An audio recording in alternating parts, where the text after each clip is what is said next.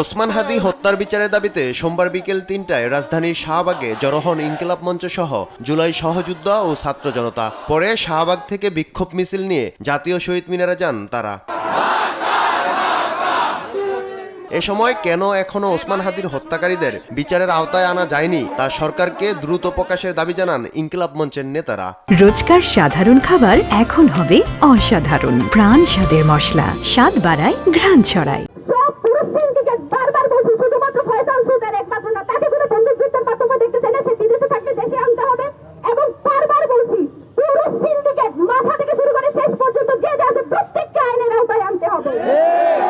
প্রয়োজনে জড়িতদের খুঁজতে বিদেশি গোয়েন্দা সংস্থাকে দায়িত্ব দেওয়ার পাশাপাশি বিচার নিশ্চিতে 1 মাসের সময় বেঁধে দেন নেতারা। সেই সঙ্গে কাল বিকেল ৩টায় শহীদি শপথের ঘোষণা দিয়েছে ইনকিলাব মঞ্চ।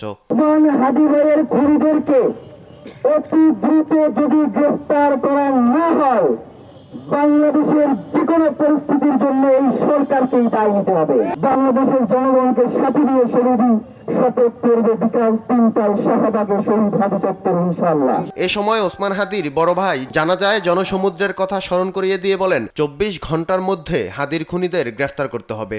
হাদির খুনিরা যেখানে আছে, যে এজেন্সির কাছে আছে অথবা দেশের বাইরেও যদি যেয়ে থাকে, সরকারের ওই দেশের সরকারের সাথে সমঝোতা করে খুনিকে আমাদের সামনে হাজির করতেই হবে। এ হত্যার বিচার না হওয়া পর্যন্ত আন্দোলন চালিয়ে যাওয়ার ঘোষণাও দেয় ইনকিলাব মঞ্চ।